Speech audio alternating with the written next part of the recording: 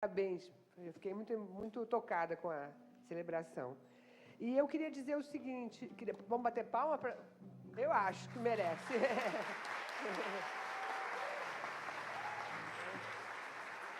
Foi realmente muito bonito. E o filme que a gente vai ver, eu recebi algumas perguntas ontem, né? E foi muito interessante, porque as perguntas, de alguma forma, vão poder ser não respondidas, mas tocadas no filme que a gente vai ver. Então, por exemplo, um dos grupos perguntou muito sobre a questão da religião, das drogas, da apatia dos jovens, dos problemas que os jovens enfrentam hoje, como eles colocam aqui, numa sociedade pós-moderna, né? Foi uma colega também que colocou sobre e as conferências, e esse espaço de política de juventude tem resultado em alguma coisa ou não? E um outro que eu recebi também pergunta se os problemas dos jovens mudam ou não mudam, né? Quer dizer, são os mesmos sempre? Não são. Então, vamos dizer assim, essas três interlocuções que eu recebi aqui, elas vão poder ser tratadas no filme que a gente vai ver, né? Claro, vocês vão ver jovens falando sobre esses temas. Então, esse filme, chamado Uma Árvore Bonita, ele foi feito a ideia do filme é que ele ajude na formação de professores do ProJovem, do Programa Nacional de Inclusão de Jovens. Foi por isso que ele foi feito. Agora, ele foi feito de uma maneira tratando da história de vida de 4 jovens negros baianos. E esses 4 jovens negros baianos, eles vão responder um pouco o que vocês conversaram ontem também no grupo. Eles vão acionar a sua memória para dizer de onde vieram, né? Qual foi sua história. Depois eles vão acionar sua memória para dizer como é que eles se sensibilizaram para as coisas, para o social, para o compromisso social, para olhar em roda, né? E eles fizeram isso por caminhos bem diferentes, vocês vão vendo, quer dizer, cada um teve seu caminho e teve também os seus mediadores, pessoas, instituições que foram importantes nas suas vidas. Então, na verdade, a gente vai ver essas 4 histórias, né? E vai relembrar um pouco o que vocês fizeram no grupo ontem, porque é isso que eles estão fazendo. E finalmente, o terceiro ponto importante do filme é que eles vão dizer o que eles esperam das políticas públicas, né? Então, de fato, esses 20 minutos do filme, eles têm uma ligação bem grande com as perguntas que eu recebi, com o que vocês trabalharam no grupo, e eu ouvi um pouco também ontem na reunião de coordenação, né? E vão apontar para o nosso momento 3, que é o momento das políticas públicas de juventude que a gente vai conseguir ver em seguida. Então, eu convido vocês a conhecer esses 4 jovens baianos, a escutar as suas experiências, né? Perceber e sensibilizar-se também com a história de vida que eles vão contar. E, em seguida, então, a gente volta para o tempo 3, continuando a nossa conversa de ontem. Então, bom filme para nós, tá? Vamos ver se está bem. Um pouquinho. Esperar um pouquinho.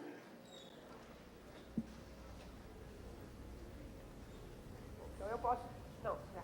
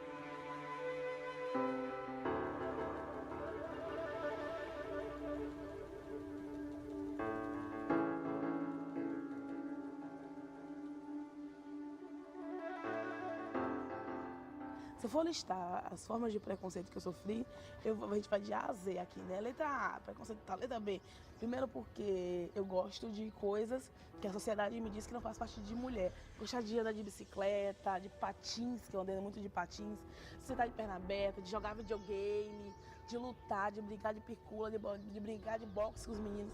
E esse foi o meu primeiro contato diretamente com o preconceito, que é a questão do gênero.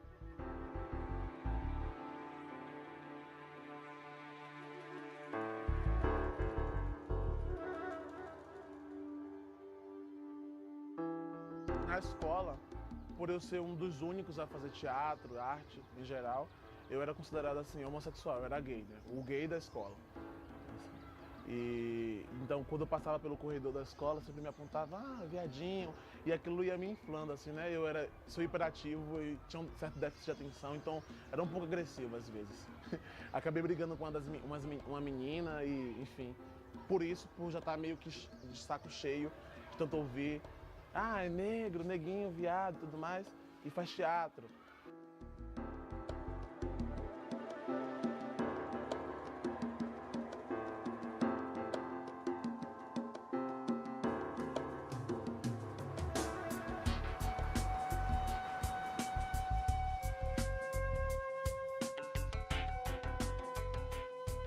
Os policiais sempre foram muito atraídos por me abordar, sempre fizeram muitas abordagens e eu estive presente. Já passei por situações bastante desagradáveis com a polícia, né, por conta deles ter a mentalidade de que eu sou o perfil do marginal padrão, do suspeito padrão, do algo a ser combatido, a ser controlado.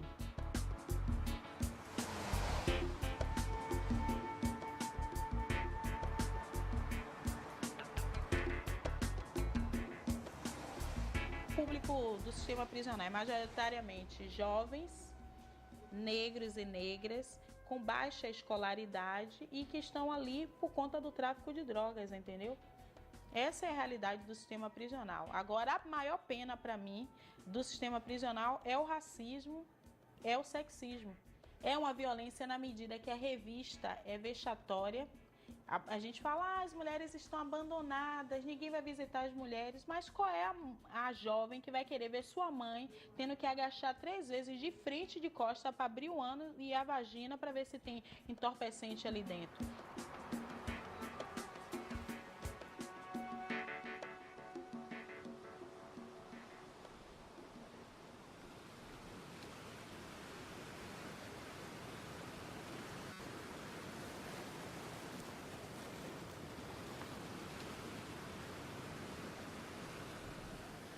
Todo santo dia, pois todo dia é santo, e eu sou uma árvore bonita que precisa ter os teus cuidados. Me regar, mãe, vem me regar, vem me regar, mãe, vem me regar. E ando sobre a terra e vivo sobre o sol, minhas raízes. Eu balanço, me rega, mãe. Comecei a ajudar em casa com 11 anos. Eu comecei a trabalhar no mercado, ajudando a empacotar mercadorias e levar mercadorias na casa de clientes. Justamente que realmente estava pesado para minha mãe sustentar a casa sozinha, meu pai tinha se separado e a pensão que ele dava não estava dando conta das despesas de casa.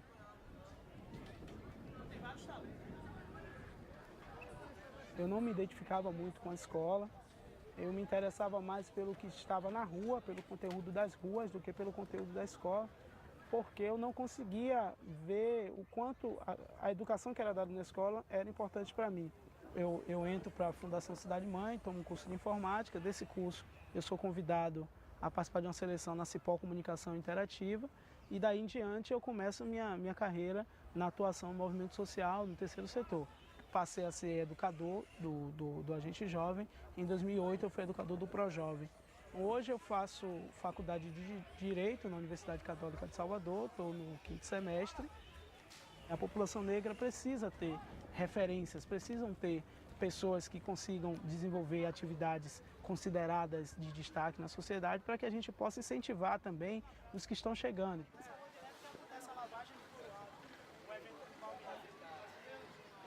Eu sempre gostei muito de ouvir rap. Desde 1996 eu escuto rap.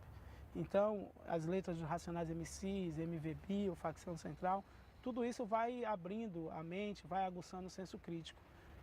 E aí isso se juntou às informações que eu tive nessa instituição, na Fundação Cidade Mãe, e formou um cidadão indignado, revoltado. Você lembra de alguma letra desse momento? Um pedacinho? Lembro. Pode dar um exemplo? Tem uma letra que fala assim: racistas ou otários, nos deixem em paz, pois nossas comunidades já não aguentam mais. Temos o direito de sobreviver. Vocês não são melhores do que nós. Nós também somos cidadãos. Estamos aqui para ganhar. Estamos aqui para lutar. Revolta do Buzu, estamos lá na área. 1, 2, 3, 4, 5 mil. Abaixa a tarifa ou paramos o Brasil. 1, 2, 3, 4, 5 mil. Abaixa a tarifa ou paramos o Brasil. Então a revolta do Buzu durou um período de cerca de 4 meses de mobilização, de efervescência política aqui na cidade. Foi um movimento muito bem sucedido, formou muita gente. Hoje, na verdade, a maioria dos dirigentes das organizações de juventude passaram pela revolta do Buzu, então foi uma grande escola. Sonho de pagar, entendeu? Só queremos que abaixe a tarifa.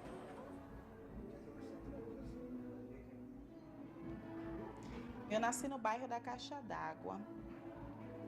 Tenho 2 irmãos. As lembranças que eu tenho da minha infância, assim, não são lembranças muito boas. Eu raramente falo da minha infância, assim, porque não foi a infância que eu gostaria, assim, que fosse para mim. Porque, assim, na minha infância, meu pai não participou ativamente, assim, da educação da gente, das despesas em casa, e eu passei boa parte da minha infância ao lado de minha mãe, que mãe ainda não é uma pessoa idosa para ser reconhecida pela política de seguridade social, mas ela já é uma pessoa envelhecida socialmente. E aí, se a gente não ajudar ela, a mãe vai ter tranquilidade como, entendeu? Minha parte de conscientização política foi muito folclórica. Eu comecei a achar que negro era lindo, aí comecei a botar trança, mas não porque trança estivesse associado a uma consciência política, mas sim porque estava na moda, eu não queria, cuidar do meu cabelo, achar ele bonito, sendo natural, aí eu coloquei trança naquele período. Meu primo ficava me abusando. Toda vez que eu chegava em casa, ele falava assim, minha tia, falava com mãe, minha tia, olha pra Carla, tudo agora, Carla, é esse negócio de movimento de negritude júnior, que ele chamava movimento negro de negritude júnior. Ele, tudo dela agora é esse negócio de movimento de negritude júnior. Você reparou que agora ela não quer mais dar alisante no cabelo, só que agora usar o cabelo black, agora tá usando o cabelo trançado e agora ela usa roupa colorida, uma forma meio ainda estereotipada, mas que eu também comecei a trabalhar isso dentro da minha família mesmo. E aí pronto, passou o tempo, saiu o resultado e eu fui selecionada no Instituto Steve Biko. E aí sim, eu comecei a mudar a minha postura. Comecei a ver o quanto o racismo é estruturante na sociedade brasileira, o quanto ele prejudicou a minha formação, os espaços que eu já poderia ter ingressado e não ingressei por conta do racismo impactando assim na minha educação, na minha família, na forma como o Estado me tratava. Minha conscientização política toda se deu por aí. E aí eu me inscrevi no Enem, tomei uma nota razoável e entrei para o curso de serviço social na Universidade Católica.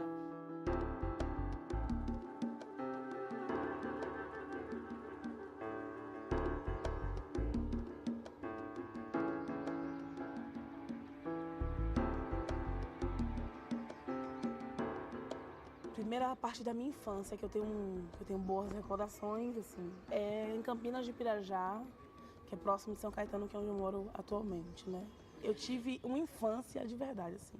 Eu posso dizer isso com muita tranquilidade, né? De cair, quebrar a cara, descer rampa, ralando a bunda no papelão e depois o papelão sair, você ralar a bunda toda. Minha mãe é sacoleira, meu pai é eletricista, né? E ele sempre trabalhou nessa área de eletricidade em vários shoppings de Salvador. E minha mãe contou como sacoleira essa coisa do dinheiro para ter autonomia com seu dinheiro, né?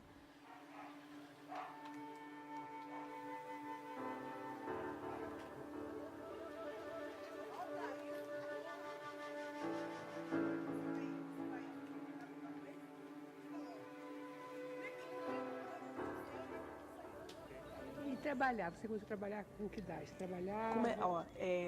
Formalmente, né, com 16, que foi na Cipó Comunicação Interativa, meu primeiro contato diretamente com comunicação, mas indiretamente já veio da escola com essa coisa de jornal, fanzine, porque a sala de aula nunca foi atraente para mim, né? Essa coisa, cadeirinha uma atrás da outra, o professor como aquele grande elemento de poder e detentor do conhecimento, ali dizendo suba, desça, agora a gente faz de forma chata, né? Aí a gente está na faculdade, no curso de comunicação, faculdade privada, que é muito delicado, várias coisas, é muito complexo. Você paga para ter um serviço e você tem esse serviço meia boca, enfim. Eu já estou concluindo a faculdade.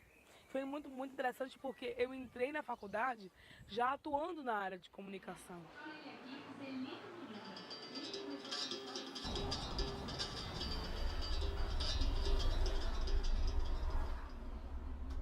A minha família é assim. O meu pai vem de Rio Real, né? Acho que fica ali perto de Esplanada e tudo mais. E minha mãe vem de Valença. Hoje em dia é roça, mas antigamente era quilombo. Então são quilombos onde grande parte da população é negra. Aqui ela encontra meu pai, né? E me tem. E ele se separa dela, da minha mãe, quando eu tinha mais ou menos 1 ano. Mas a presença da minha mãe sempre foi muito forte. E eu acho que de alguma forma isso me instrumentalizou pro homem que eu venho a ser hoje.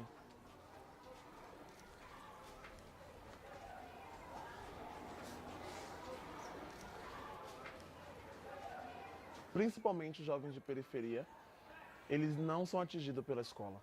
A escola é uma escola velha, ultrapassada, né? Eles não se sentem interessados em aprender, né, uma história que não é deles, que não tocam eles, sabe? É uma história, às vezes, contada pela metade, por uma visão deturpada. E eles não se encontram na história de um país que eles fazem parte.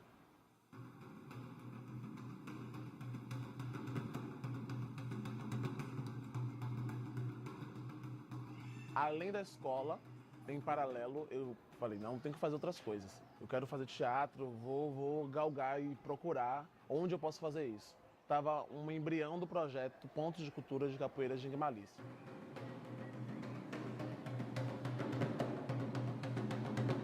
Ainda dentro do Pontos de Cultura de Capoeira de Malícia, eu descobri que estava abrindo seleção para esse ponto de cultura, o Ponto de Cultura Ubuntu, que é o do Via Magia, do Instituto Via Magia. Falei, eu vou fazer. É artes integradas, eu vi que tinha teatro, música, dança. E assim a gente começou a experimentar a linguagem, aí assim surgiu o primeiro espetáculo Romeu e Julieta e Caetano, depois veio As Palavras, que é um projeto super de investigação, e depois veio os espetáculos infantis, que são espetáculos de pesquisa afrodescendente. Durante os ensaios a gente tinha que faltar porque, hoje não pode porque vai ter tiroteio. A comunidade estava devorando ela mesma. Eu lembro de uma vez que eu estava trabalhando em um condomínio de uma zona nobre aqui da cidade, como ajudante de jardineiro, né, ajudando um colega. E aí, por conta da função, eu estava entrando e saindo muito do prédio e tal. E aí uma moradora, desconfiada, chamou a polícia. E a polícia logo atendeu ao chamado de uma moradora da zona nobre.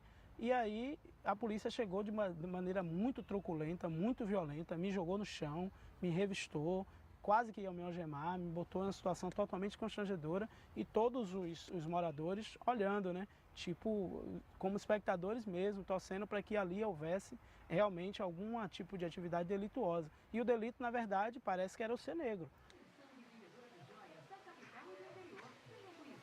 Eu não me encaixo na sociedade. Pela minha cor, pelo meu cabelo, pelo meu corpo,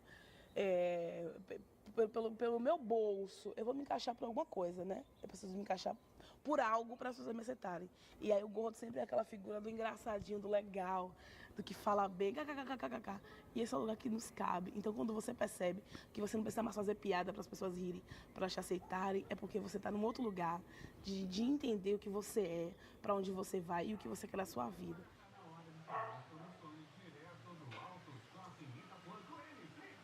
Eu acho que o que me ajudou a sair desse lugar de fofa, né, para esse lugar de mulher inteligente, empoderada, madura, enfim, foi a minha atuação na área de política, né. Quando eu comecei a entender de políticas públicas, né, conhecer o Estatuto da Criança e do Adolescente, participar de conferência de juventude, conferência de mulheres, conferência a se perceber enquanto negro, né? E aí eu lembro que esse foi o meu contato, que eu comecei a dizer assim, eu existo.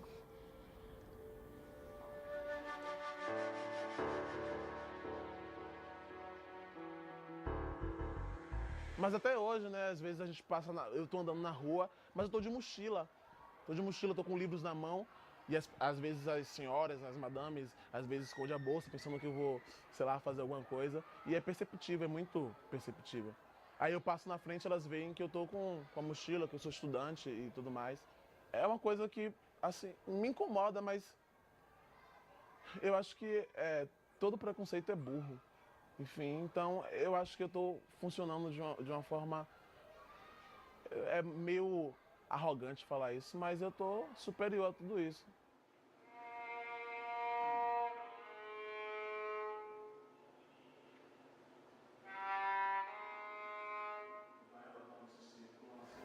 Recentemente entrei na universidade, estou no primeiro módulo, no primeiro semestre, e é uma experiência totalmente incrível. E na verdade eu tenho trabalhado muito com a coisa da dança-teatro. Então não é só a voz, falar e pronto. Aquela coisa meio só o verbo, meio que só vomitar o texto. O corpo também fala.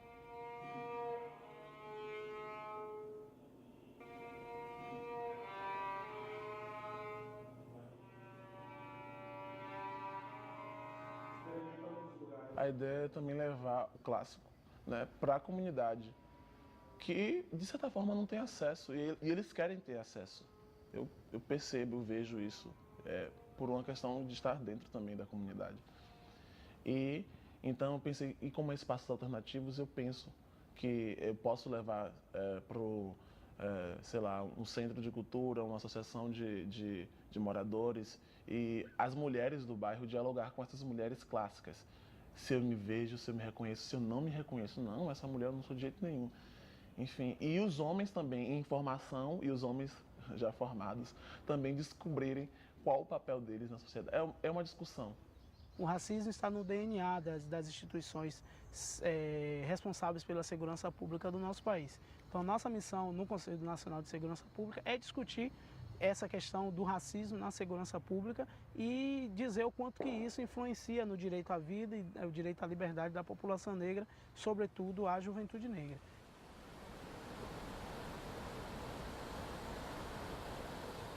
Eu estou nesse projeto de extensão, que é o projeto Semeie Ostras, do programa de Maricultura Familiar Solidária. O Estado também numa postura, né, de colocar o que é tradicional como se fosse atrasado, ele não olha para essas comunidades, só olha para o centro, né? Para o lado urbano, para Salvador, para a região metropolitana. E as comunidades ficam lá, só se colocando como usuária das políticas sociais, entendeu? Quero bolsa isso, bolsa aquilo, bolsa acolá, entendeu? Sem ter uma instrumentalização necessária para dizer, esse território é nosso, entendeu? A gente quer ser reconhecida como comunidade tradicional.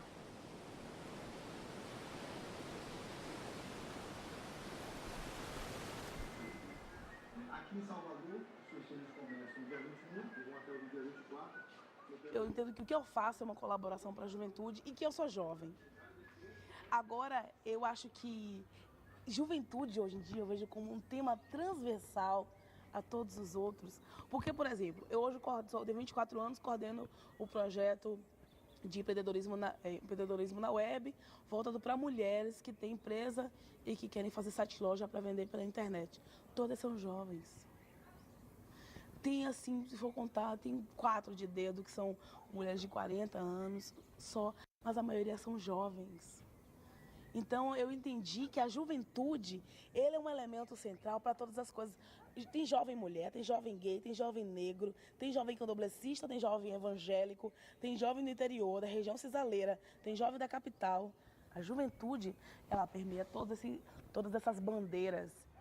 Eu acho que o Projovem está entre as políticas de juventude que consegue alcançar o público mais vulnerável, que é o jovem que completou os 18 anos, mas não está com o ensino fundamental completo, e que, via de regra, era o jovem que os projetos sociais não aceitavam. Eu acho as políticas ainda muito fragmentadas. Elas precisam ter uma continuidade até para dar conta das especificidades de algumas juventudes, exemplo da juventude negra. O aspecto negativo desse processo é porque, tendo em vista a demanda de políticas públicas de juventude, a gente não consegue perceber o resultado na prática, na ponta. A gente não consegue ainda ver a juventude brasileira tendo seus direitos garantidos. Pensar política para a juventude é pensar escola. O que essas escolas estão fazendo?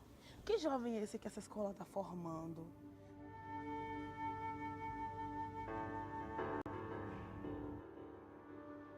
Aquele jovem ou aquela jovem não é o problema, ela tem que ser tida como parte da solução. Então, tem que ser uma juventude que seja cada vez mais instigada a participar dos processos políticos. E o jovem, ele tem em si essa demanda, tem em si esse desejo de mudar a realidade, de interagir, de transformar. A gente só precisa de oportunidade, né? Seja para fazer cinema, seja para fazer teatro, música, ser professor de matemática, enfim, o que for.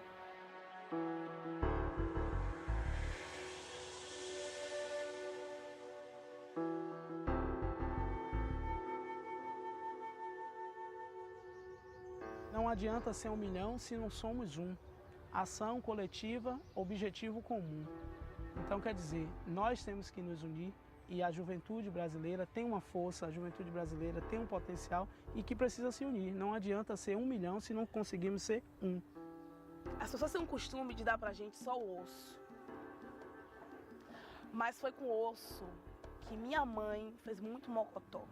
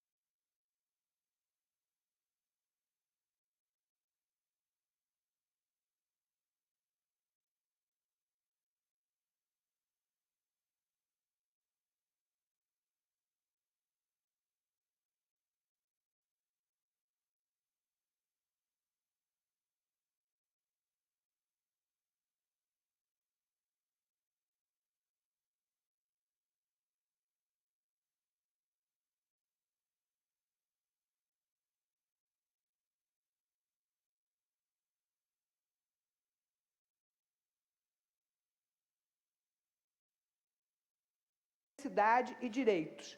Sem essas 3 palavras, vocês podem perceber quantas vezes nossos 4 personagens falaram dessas palavras, né? Eles usaram essas palavras várias vezes, né? Essas palavras, elas passam a entrar num vocabulário, né? Num novo vocabulário de construção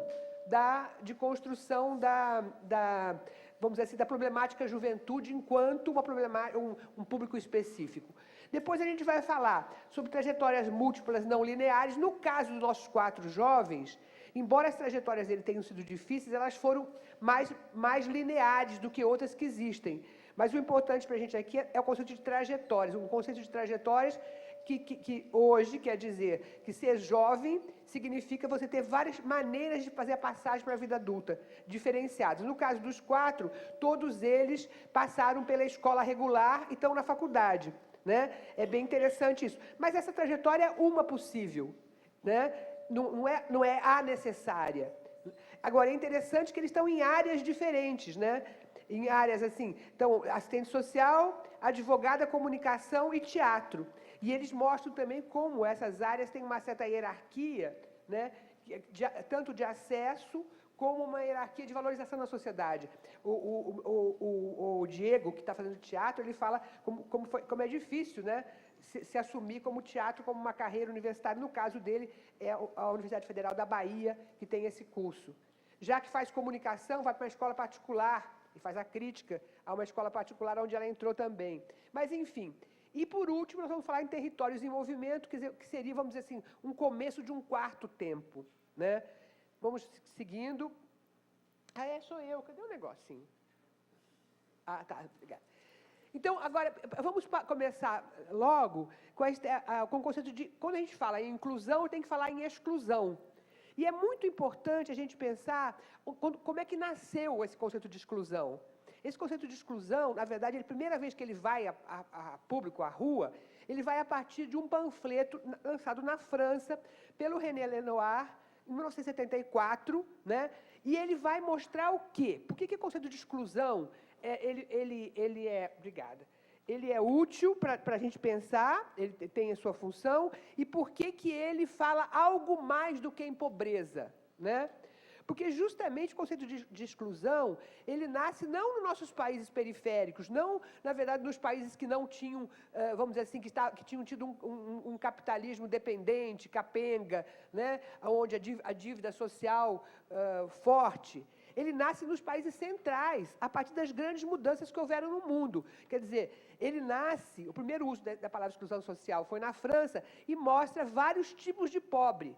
E o conceito de exclusão social, ele não fala apenas do econômico. Isso que é mais importante a gente gravar aqui hoje.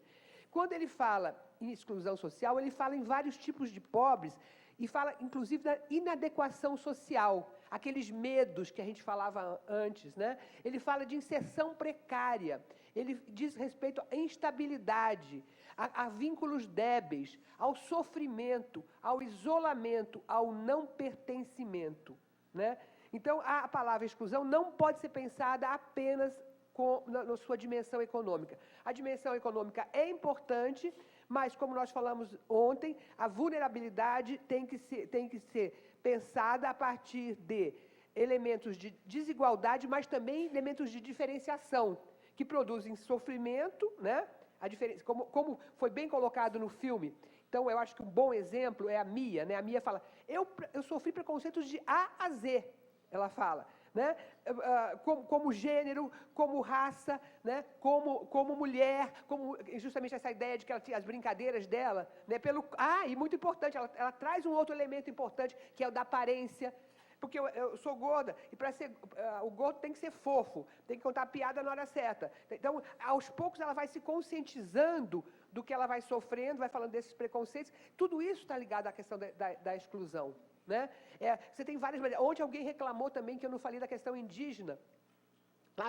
Eu acho que é preciso também trazer a questão indígena para colocar dos jovens indígenas. Inclusive, a questão indígena é muito interessante no Brasil, porque com a ideia de direitos, você tem uma recuperação de uma identidade indígena, né? Jovens oriundos de populações originárias, sequer se consideravam índios, mas aí também se recolocam na cena pública a partir de assumir uma outra identidade. Ou seja, eu estou falando aqui de práticas e representações. Quer dizer, nós estamos falando de objetivo e do subjetivo. O conceito de exclusão, ele remete também ao sentimento, ao sofrimento, à ideia do subjetivo, né? A questão da juventude tem que ser pensada, então, como uma questão objetiva, no sentido de que são tantos os jovens excluídos do mercado de trabalho, são tantos os jovens excluídos da educação, etc., mas também tem que ser pensada a partir de como os jovens se sentem no mundo, como eles se colocam no mundo, e aí entra a questão do pertencimento e a questão do objetivo. Eita, de novo. A outra palavra importante é a palavra diversidade. Não é possível falar em juventude se você não tratar da palavra diversidade. Agora, a palavra diversidade também está em disputa, que é muito importante a gente pensar que as palavras elas não são fixas.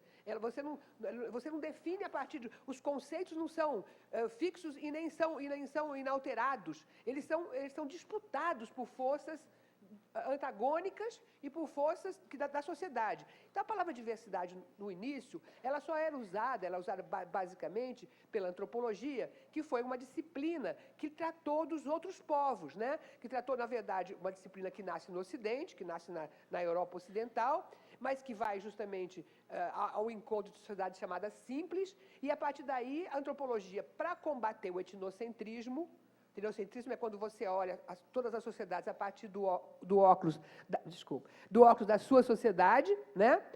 É o etnocentrismo. A antropologia começou a trabalhar com diversidade, mas a diversidade que na verdade, você tem para poder ver o outro, você tem que ver o outro separado de você. Isso significa alteridade. Era usado só na antropologia, né? Que usava mais. A sociologia e a ciência política tinham outros conceitos para dar com a sociedade. No entanto, nos anos 80 e 90, e isso aí é uma coisa bem importante que eu queria que vocês gravassem, você vai ter a palavra diversidade vai ao espaço público. Agora, ela vai sendo disputada, porque dentro, inclusive, vamos dizer assim, o que acontece nesse tempo, né? Como a gente tinha falado no tempo, que acontece no tempo 2 ainda. Você tem uma crise do capitalismo internacional, né? Uma pobreza que está no mundo, uma dívida externa, no caso do Brasil, e uma desterritorialização da produção. Então, o que vai acontecer? Como a gente falou ontem, a planta da fábrica perde a sua função principal, você tem produtos que são feitos de uma maneira parcial em vários lugares do mundo, e aí o pessoal também pode usar a palavra diversidade, também diversidade e tolerância, também para cultivar uma certa, digamos assim, o capitalismo quis mudar todo mundo, né? Batizou todo mundo, o cristianismo ajudou batizando todo mundo, homogeneizando todo mundo. Num outro momento, o capitalismo fala, será que não é melhor eu dizer que cada um pode fazer o que quiser?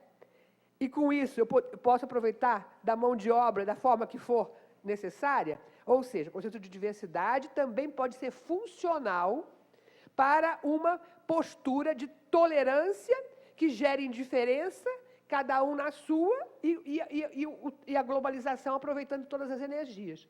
Então, diversidade é uma palavra que a gente tem, quando for usar, a gente tem que pensar muito como ela está sendo usada. Então, por exemplo, nesse momento, organismos internacionais, bancos, né, todo mundo começou a cultuar, muitas vezes, a diversidade.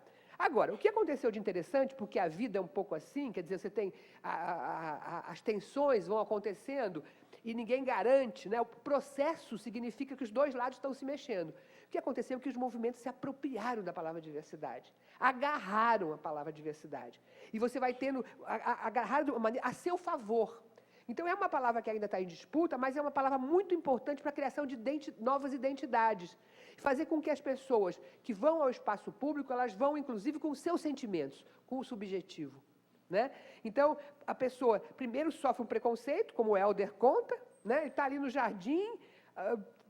jardim, ajudando, a moradora da área nobre chama a polícia vem e não pergunta se ele está entrando e saindo porque ele está ajudando o jardineiro, e ele é atacado pela polícia no centro num bairro nobre de Salvador. Primeiro vem o sentimento da exclusão, né? Mas, em seguida, quer dizer, ele vai transformar esse sentimento de exclusão num vínculo de pertencimento, né, a uma etnia, a uma raça, como ele coloca, né, a um povo, e que vai dar força para ele se recolocar no espaço público. Então, eu quero dizer com isso para vocês que, embora a palavra diversidade esteja em disputa, ela tem muita importância para os jovens hoje, né? A mesma coisa quando a Carla fala das tranças, né? A mesma coisa quando o Diego pode dizer todo preconceito é burro. Ele fala forte isso, né? Todo preconceito é burro. Então, isso tudo está ligado bastante à ideia de diversidade, quer dizer, da palavra diversidade ter sido capturada pelos movimentos sociais. Então, quando alguém vem falar assim, não, eu não gosto dessa palavra diversidade porque ela só fragmenta, não. Ela pode fragmentar, mas ela pode ser capturada pelos movimentos e pode transformar-se num poderoso articulador de identidades que vão, na verdade, ter suas diferenças internas, mas que podem dialogar entre si para, como o Helder disse, para sermos 1 milhão e sermos um, para determinadas questões que podem ser mais coletivas e outras que têm que ser mais específicas, né? Então, a reapropriação do conceito se deu pelos movimentos identitários, políticos e religiosos. Essa mudança... Não, poxa, eu estou realmente muito ruim. A outra categoria direitos. Essa também é uma categoria que também está em disputa. Então, são 3, exclusão, diversidade e direitos. Ora, a ideia de direitos, você tem várias gerações de direitos. E nós sabemos que sempre houve, no caso do nosso país, e dos outros países também, um hiato entre o que, assim, por um lado, há um hiato entre o país real e o país legal, né? Agora, ao mesmo tempo, uma geração de direitos vai fomentando outras, que só pode acontecer quando há movimentos que trazem novos direitos a consagrar para o espaço público. Então, a noção de direitos, nessa geração, falando de juventude, houve uma coisa bem interessante. Essa geração já viveu uma confluência dos chamados direitos de cidadania, que são direitos civis e políticos, né, que estão ligados à liberdade, com direitos sociais, que estão ligados à desigualdade, está ligado justamente à ideia de igualdade, né? Então, os direitos políticos civis estão ligados à questão da liberdade, ao valor da liberdade. Os direitos, o DESCA, né? Os direitos sociais, ambientais, culturais, estão ligados à questão do acesso, da igualdade. E estão ligados a um país democrático tem que garantir esses direitos. E agora tem uma outra geração de direitos, que é a terceira geração de direitos, que é a geração justamente que vai falar dos grupos, das identidades, dos povos, do patrimônio cultural, né? Que vai retomar a questão ambiental, né? Que é uma terceira geração de direitos que está ligada ao valor da solidariedade, né? Que está muito ligada à questão dos direitos humanos, que não podem ser resolvidos apenas em um país, são globais. Então, com isso, você tem... Quando a juventude aparece, né, na cena pública, ela já aparece numa confluência entre direitos de cidadania e direitos humanos, aonde você pode fazer uma confluência também entre o objetivo e o subjetivo, aonde você pode pensar a exclusão em várias dimensões, não só na econômica, mas na questão do pertencimento. Então, a juventude já vai aparecer no momento onde a categoria direitos já vai falar de direito à diferença, e as questões de gênero, de orientação sexual, de eficiências políticas, religião, raça, e aí etnia, para falar dos povos indígenas também, já estão na ordem do dia. Então, você tem, com isso, uma ideia que a questão da juventude no tempo 3, ela vai surgir uma outra configuração social, onde essas 3 categorias vão te dizer justamente isso, que o que a juventude quer é uma inclusão, que seja uma inserção produtiva, social, cultural, emocional, né? Todas essas questões da sexualidade, todas essas questões da afetividade têm que estar juntas, como foi colocado pelos nossos jovens do filme. Então, os desafios atuais, por exemplo, são considerar as marcas geracionais comuns e, ao mesmo tempo, as desigualdades e diversidades presentes na juventude. Isso parece fácil, mas não é fácil. Por que não é fácil? Porque exige diálogo, exige acerto de conta, o que podemos fazer juntos. Ou seja, como a gente estava conversando ontem no grupo, não se trata de homogeneizar a juventude. e nem de querer uma pauta única sempre. Talvez as manifestações de junho tenham momentos como a questão, por exemplo, da mobilidade urbana, que juntem muita gente. Tem outros momentos que é uma parte que vai para a rua. E isso vai funcionar sempre assim, como movimentos que aumentam e diminuem, e um vão se influenciando sobre o outro, né? Então, toda a experiência geracional é inédita e, como nós falamos ontem, geração refere-se ao tempo histórico, ao contexto social, às marcas e os símbolos compartilhados no tempo que se vive como jovem. A condição juvenil refere-se como a sociedade constitui e atribui significado a esse momento do ciclo de vida. E a situação dos jovens, como nós falamos ontem, depende do que é vivido. Aqui eu trouxe um exemplo, quer dizer, dessa diferenciação a partir da questão da religião, porque eu queria tocar num ponto com vocês em particular, que é a questão dos jovens sem religião. Vocês sabem que, em termos do último censo, o que mais cresceu, né, foi o sem religião, mas cresceu proporcionalmente, né? O catolicismo continuou perdendo mais ou menos o que se esperava, o protestantismo mais ou menos não foi um boom que falava-se em outros censos, né? Mas ele cresceu também, pentecostalismo em particular, mas chama atenção a questão dos jovens sem religião. Queria chamar atenção para isso, para dizer o seguinte, basicamente, não confundir categorias de tempos diferentes. Ou seja, na minha geração, quem não tinha religião, ou era ateu ou era agnóstico, né? Então, ou seja, ou era uma negação de Deus, uma negação assim militante, os ateus, ou era agnóstico, colocar a questão da religião entre parênteses, né?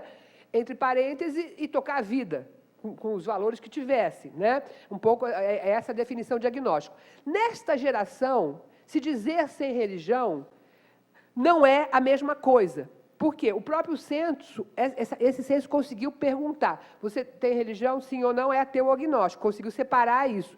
Se percebeu que o número de ateus e agnósticos continua muito pequeno, muito sem significância, e, por outro lado, os jovens sem religião aparecem como jovens, e as pesquisas qualitativas completam, que estão à procura de um lugar aonde manifestar a sua religiosidade. Muitas vezes elas são sínteses pessoais, muitas vezes o jovem sem religião é apenas um retrato do momento que está se vivendo. Isso é bom ou isso é ruim? Pessoalmente, eu queria dizer para vocês que eu acho que você tem aí uma possibilidade de escolha, de novo, de autenticidade, de alguém escolher ou até reescolher a sua própria religião, né? Ou então ter outra possibilidade, mas de uma maneira que diz respeito muito mais, que a religião deixa de ser apenas uma cultura, uma tradição cultural. Ela passa também a ser um elemento de colocar questões objetivas através das ações sociais e também resolver questões da subjetividade. Então, atenção para essa coisa do jovem sem religião, porque todas as pesquisas têm mostrado que não é possível usar categorias do passado para pensar o presente, né? Então, isso é muito importante para você pensar, para vocês que trabalham nessas áreas, né, a questão dos jovens sem religião. Eu poderia até falar um pouco mais sobre isso, mas não vou falar não, porque meu tempo não é muito grande. Por outro lado, a religião tem sido um locus de agregação social, tem sido um locus também de empoderamento, né? Então, esse exemplo que eu trago aqui é jovens do grupo Povos de Terreiro de Salvador, na terceira caminhada contra a violência e intolerância religiosa e pela paz. Quer dizer, a partir daquela identidade que eu falava antes, surge a identidade religiosa também e surge a possibilidade de atuar no espaço público, na agenda pública, através desse recorte. O outro exemplo que eu trago aqui, também, que diz respeito à apropriação do conceito de diversidade, né? É uma apropriação o exemplo daquilo que eu falava antes, por exemplo, essa questão da diversidade católica. Aí, aliás, eu queria agradecer o José Nildo, onde é que ele está, que eu não estou vendo, está aqui, porque ele me ajudou muito, transformou o meu PowerPoint muito melhor e conseguiu botar, inclusive, aquele gráfico, aquele símbolo da pastoral da diversidade ali. Eu só tinha botado esse aqui, ele botou o outro, e outras coisas que ele fez também, obrigada. E, então, é bem interessante isso, pelo seguinte, porque esse é um exemplo, a palavra diversidade sendo reapropriada no interior da Igreja Católica, né? E podendo fazer interlocuções que não fazia antes, né? E, do meu ponto de vista, isso é muito enriquecedor para a igreja e para a sociedade também, né? Bom, agora, a outra coisa outra questão que eu queria colocar aqui diz respeito à questão da raça. Ou seja, ainda que nós não devamos absolutamente hierarquizar as diversidades, né? Por exemplo, a Mia fala que foi discriminada por ser gorda. Aí alguém fala assim, também isso não tem nenhum problema. A gente conversou ontem que tem problema sim, inclusive no mercado de trabalho, inclusive na maneira como ela se coloca no mundo. Mas, de fato, a questão racial é uma questão, vamos dizer assim, estrutural na sociedade brasileira. Então, nós não devemos hierarquizar as diversidades, mas não devemos também, de alguma forma, achar que todas as diversidades têm o mesmo peso em todas as sociedades. Né? Então, olha aí, nós não precisamos dizer nem que o importante é o povo homogêneo, que quer mudar a sociedade, por isso eu não posso considerar as diversidades, e nem precisamos ir no outro extremo dizer que todas as diversidades têm os mesmos efeitos sociais. Né? Eu acho que essa posição é que a gente tem que cultuar, quer dizer, reconhecer as diversidades, mas reconhecer também que determinadas conjunturas e sociedades, algumas das marcas, né, que diferenciam as pessoas, têm consequências mais sérias. O exemplo, no Brasil, que é urgente pensar, é a questão racial.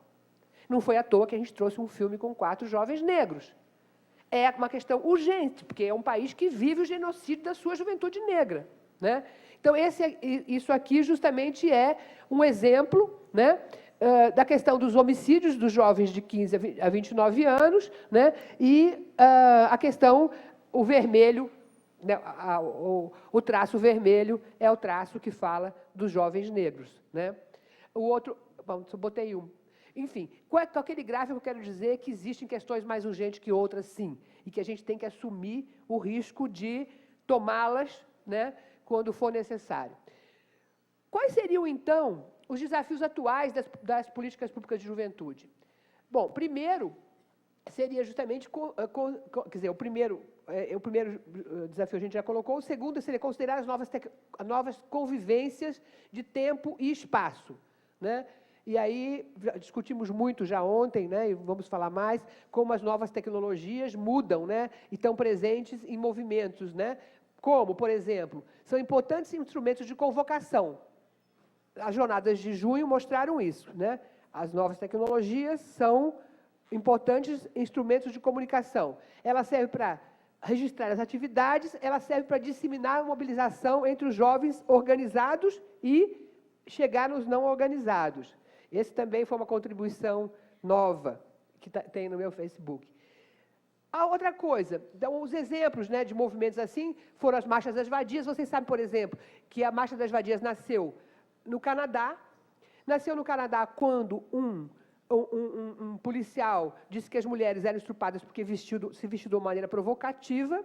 E no mundo inteiro, através da internet, começam a marcar marchas das vadias, e em cada lugar, em cada espaço, elas recebem também, elas têm as características do seu lugar e elas expressam as relações da juventude com a polícia. Né? Tem um texto, eu não sei se eu botei no texto que está com vocês agora, eu tenho um texto que está aí, né? Que eu falo justamente mostrando como é possível fazer coisas juntos e, ao mesmo tempo, manter as identidades, que eu conto um caso, a observação da Marcha das Vadias, onde as jovens evangélicas, de um grupo, que eram lésbicas evangélicas, quando um grupo de jovens que não, sem religião, né, quer dizer, enfim, que não estavam sendo portadoras naquele momento da sua identidade religiosa, entraram na igreja católica para questionar a questão do aborto, esse grupo de evangélicas ficou esperando na porta, esperando, outros entraram lá, elas saíram e depois foram juntas para a delegacia de polícia. Ou seja, elas podiam ir junto para a delegacia de polícia e não poderiam, naquela hora, entrar na igreja para ser contra o aborto. Quero mostrar, com esse caso que está aí no texto, quero mostrar para vocês que eu acho que é possível fazer coisas juntas, mantendo, inclusive, as diferenças que existem. As mulheres podem questionar o policial, pode questionar a polícia, pode questionar o machismo, o sexismo, e podem manter também as suas crenças individuais a partir de algumas coisas. Porque se a gente for esperar todo mundo concordar com tudo, a gente não vai mudar nada. A verdade é essa. Nós estamos fazendo estratégias de acúmulo de forças. E a estratégia de acúmulo de forças tem que ser justamente nesse jogo entre igualdade e diversidade. É isso que está em jogo, né? É isso. Agora, é um exercício e tanto. Não é nada fácil. Fácil é subir aqui e falar isso. Difícil é fazer isso na prática. Por isso que a palavra diversidade é um desafio, né? É um desafio. No geral, a gente fala assim, fala da diversidade para querer, esquece a alteridade, para querer transformar todos em nós mesmos, né? E aí que está o grande desafio desse momento. Então, a Marcha das Vadias pela igualdade dos direitos. Olha aí, a Marcha das Vadias, a palavra direitos, né, que está presente nessa relação. E aí teriam outros exemplos que a gente podia dar. Aqui, esse quadro, eu vou deixar o PowerPoint para vocês, que depois vocês podem usar. Aqui tem uma coisa bem interessante também, que mostra que esta é a primeira geração que jovens, sem terminar o curso fundamental, têm acesso à internet. Claro que, aí, de novo, é o mesmo jogo que eu quero mostrar. Tem mudança? Tem mudança. Por quê? Jovens que, sem terminar o ensino fundamental, hoje têm a possibilidade de ter informações que não tinham antes. Mas, ao mesmo tempo, as desigualdades continuam funcionando. Vocês vão ver por esse quadro que quanto mais escolaridade, mais TV fechada, né, e mais internet. Então, nós não podemos, de novo, a posição é a mesma. Não podemos dizer que não mudou nada, porque mudou muita coisa, mas não podemos dizer que as desigualdades desapareceram, né? Então, esse quadro aqui é muito para vocês pensarem depois com calma, porque é isso que ele vai mostrando. Há um avanço das novas tecnologias, isso tem repercussões na prática, tem repercussões para a juventude, mas, ao mesmo tempo, algumas questões são recolocadas. Então, aqui nós estamos falando de novo sobre isso, eu não vou repetir, também não vou repetir isso. E aí um pontinho que eu acho que vale a pena colocar aqui. Apesar disso, as novas tecnologias também não homogeneizam. O pessoal fica assustado. Nossa, agora o pessoal não tem mais cara a cara, não tem mais, é tudo internet, é tudo virtual. Tá, mas deixa eu terminar, porque senão eu vou perder falta pouquinho. Voltando a essa questão, não minimizar a existência de outras combinações. Vocês viram no filme a importância das mães? Vocês repararam isso? Nos 4 casos, o que são essas mães? Como é que alguém pode falar que a família não tem mais importância e não tem peso? As 4 mães ali foram fundamentais. 2 até tinham pais, né? Um pai morreu, outra o pai ficou longe e 2 os pais continuaram. Mas as famílias, a preocupação com as mães ali, o lugar onde se está o território, tudo isso tem muita importância, ainda que existam tecnologias. Ou seja, eu estou convidando vocês a não fazer uma separação fácil entre o virtual e o presencial. O virtual e o presencial, eles estão... Claro que mudou alguma coisa, claro que o mundo é outro, o tamanho do mundo é outro, mas o virtual e presencial ainda, quer dizer, todo o tempo eles estão interagindo. Um produz o outro, um produz efeitos sobre o outro, né? Ou seja, de novo a ideia de que se não levar isso em conta, vai falar em juventude no singular de novo e não em juventude no plural. Os desafios das políticas públicas, então, seria justamente esse, articular território e rede. Ou seja, se o virtual e o presencial não podem ser pensados de uma maneira separada, as políticas públicas têm que articular território e rede. Ou seja, a política pública não pode querer botar as pessoas só no território, como algumas querem, confinados no território. Tem que ter a mobilidade para sair e ter direito à cidade. Ao mesmo tempo, não pode ser só na rede, porque no território é que acontecem as coisas. Então, a ideia é que as políticas públicas têm que ser pensadas como fluxos portadores de informação, as redes, aliás, e comunicação que podem aumentar as possibilidades de apropriação do território e de construção de trajetórias de emancipação para os jovens. Então, o recado é esse, território e rede, não território ou rede. Tá? E o outro recadinho, né? Justamente que grupos virtuais, na sua origem, acabam territorializando-se, passando da conexão ao encontro, do encontro à ação, né? Então, favorecer a articulação território-rede é fundamental. As redes têm que ser pensadas como fluxos, né, de informação e comunicação que aumentam isso. E terminando aqui, porque eu vou terminar, a gente vai ter uma música, e depois a gente vai fazer, a Maria Ângela vai falar para vocês como a gente vai fazer, que eu ainda não sei direito, para vocês trazerem perguntas para cá no tempo que nos resta. Então, as perguntas que estão no texto, né, que eu não sei se vocês vão levar para trabalho hoje, então seria justamente isso, construa seu perfil de participação social, indicando causas, identidades e causas que foram mobilizadoras na sua trajetória pessoal. Vocês já fizeram um pouco isso ontem, quando falaram dos mediadores, mas agora é mais para falar das causas. Talvez não precise, porque algum grupo já fez, não precise, outro grupo faça, mas a ideia um pouco seria isso. E aí, por último, a partir do que foi exposto e também da sua experiência de vida, como você relaciona as duas expressões, jovens como sujeito de direitos e políticas públicas de juventude. Né? Como relaciona ou como mostra que elas não estão relacionadas, ou como mostra na sua experiência como essas coisas são apenas retóricas e não são práticas, aí vai depender muito do que vocês puderem fazer. Né? Então, eu termino aqui. A ideia, então, agora é que a gente escute um pouco de música e depois a gente consiga utilizar o final do tempo para um debate, né, uma maior interlocução com vocês. Muito obrigada e desculpa a correria do final. Vamos lá. Vamos esticar os cambitos agora, né? A preguiça. Vamos espantar, né? Gente, para quem tem Facebook, quiser acessar lá a página da banda de forró, tem lá, chama Capim Novo.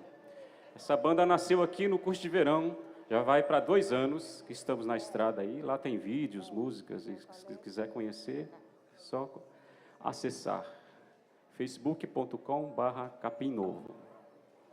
Vamos lá, 27 agora.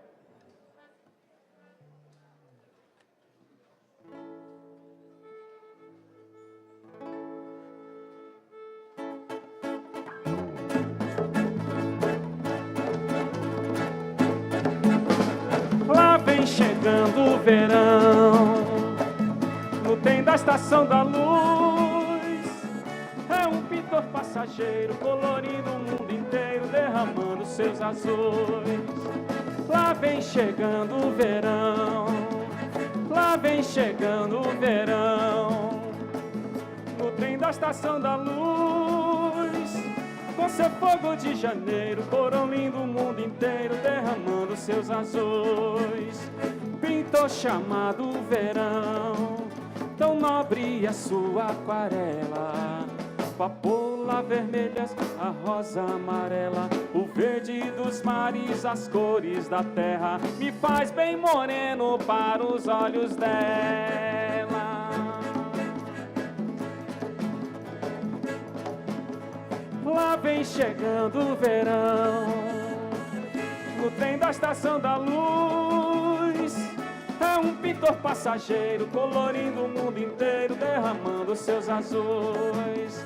Lá vem chegando o verão, lá vem chegando o verão, no trem da estação da luz, com seu fogo de janeiro, colorindo o mundo inteiro, derramando seus azuis. Pintor chamado verão, tão nobre a sua aquarela. O quê? Papoula vermelha, a rosa amarela, o verde dos mares, as cores da terra, me faz bem moreno para os olhos dela. Olha o trem!